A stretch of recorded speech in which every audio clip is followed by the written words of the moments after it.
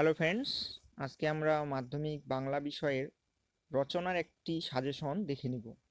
তো এই সাজেশনটা যদি তোমরা ভালোভাবে দেখো আর এখান থেকে কোশ্চেনগুলো যদি তোমরা কমপ্লিট করে রাখো, তাহলে দেখো এখান থেকে 100% কমন আসবে। সো এই সাজেশনের যে প্রথম রচনাটি, সেটি তোমাদের হচ্ছে পরিবেশ দূষণ ও তার প্রতিকার। এবার এটার অথবা কোশ্চেনটা দেখে নাও, পরিবেশ দূষণ রোধে ছাত্র সমাজের ভূমিকা। দেখো, এই রচনাটা তোমাদের খুব ভালোভাবে প্রিপারেশন নিতে হবে।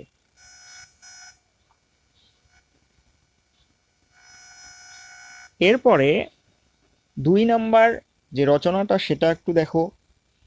বাংলার উৎসব এর অথবা কোশ্চেন 12 মাসে 13 পার্বণ, এইভাবেও আসতে পারে। তো তোমরা বাংলার উৎসব সম্পর্কে একটি রচনা ভালোভাবে প্রিপারেশন নিয়ে রাখবে।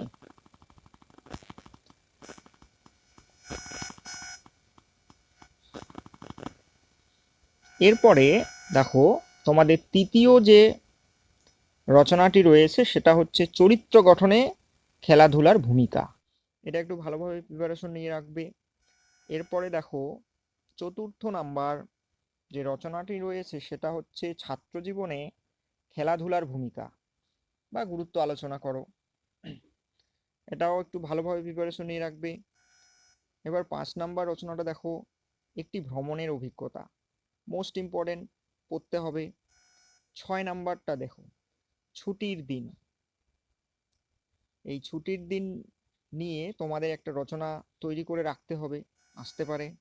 7 নাম্বার যে রচনাটা রয়েছে সেটা একটু দেখো, আধুনিক জীবন ও বিজ্ঞান, অথবা কোশ্চেন রয়েছে দৈনন্দিন জীবনের বিজ্ঞান ও প্রযুক্তি।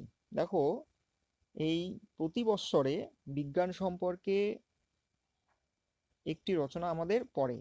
সো এই রচনাটা তোমাদের খুব ভালোভাবে প্রিপারেশন নিতে হবে। মোস্ট ইম্পর্টেন্ট, এটা সাজেশনের 1 নম্বরে রাখা উচিত। এরপরে দেখো, এখানে আমি তোমাদের জন্য 7টি সাজেশন রেখেছি। এই সাজেশনের 7টি রচনা যদি ভালোভাবে পড়া যায়, তাহলে এখান থেকে একটা কমন আসবে।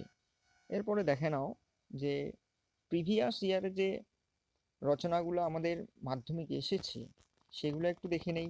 দেখো দেখো 2017 সালে কি আসছে, বাংলা ঋতু বৈচিত্র্য, তারপরে আসছে তোমার প্রিয় পর্যটন কেন্দ্র, তারপরে দেখো দৈনন্দিন জীবনে বিজ্ঞান, তারপরে দেখো একটি গাছ একটি প্রাণ। দেখো, বিজ্ঞান সম্পর্কে এই 17 সালেও আসছে। তো বিজ্ঞান, দৈনন্দিন জীবনে বিজ্ঞান আমাদের এই বছরের মোস্ট ইম্পর্টেন্ট। আর এখান থেকে দেখে নিবা বাংলা ঋতু বৈচিত্র্য, আর একটি গাছ একটি প্রাণ মোস্ট ইম্পর্টেন্ট। এরপরে দেখো 2018 সালে মানে কি রচনা আসছিল, বিজ্ঞানের ভালো মন্দ, একটি ভ্রমণের অভিজ্ঞতা, আমাদের পরিবেশের সমস্যা ও প্রতিকার, খেলাধুলা ও ছাত্র সমাজ। 2019 সালে যে রচনাগুলা এসেছে সেগুলো একটু দেখে নাও। বিজ্ঞান ও কুসংস্কার, তোমার প্রিয় ঋতু, ছুটির দিন, বিশ্ব উষ্ণায়ন। আচ্ছা, 20 সালে দেখো, 20 সালের কি আসছে, বিজ্ঞানের ভালো মন্দ, একটি ভ্রমণের অভিজ্ঞতা, আমাদের পরিবেশ সমস্যা ও প্রতিকার, খেলাধুলা ও ছাত্র সমাজ। এরপর দেখো 2022 সালে কি কোশ্চেন আসছে, বর্তমান জীবনের বিজ্ঞান, পরিবেশ ও মানুষ, তোমার দেখা একটি মেলা, একটি নদীর আত্মকথা। দেখো, এবার 2023 সালে যে রচনাগুলি এসেছিল সেগুলো একটু দেখে নাও। বর্তমান যুগ ও কুসংস্কার, বন ও বন্য প্রাণ সংরক্ষণ, তারপরে দেখো বাংলা ঋতু বৈচিত্র্য, তারপরে দেখো একটি পথের আত্মকথা। সো এই যে প্রিভিয়াস ইয়ারের কোশ্চেন থেকে আমরা কি জানতে পারলাম, আমাদের বিজ্ঞান সম্পর্কে একটা কোশ্চেন পড়বেই পড়বে। সো বিজ্ঞান নিয়ে আমরা যদি রচনাটা তৈরি করতে পারি, তাহলে সেখান থেকে আমাদের 100% কমন আসতেছে। সো এই বছরের মোস্ট ইম্পর্টেন্ট হচ্ছে দৈনন্দিন জীবনের বিজ্ঞান। এই দৈনন্দিন জীবনের বিজ্ঞান আমাদের খুব ভালোভাবেই প্রিপারেশন নিয়ে রাখতে হবে। আর এই দৈনন্দিন জীবনের বিজ্ঞান আশা করা যায় এই বছরে পড়তেছে।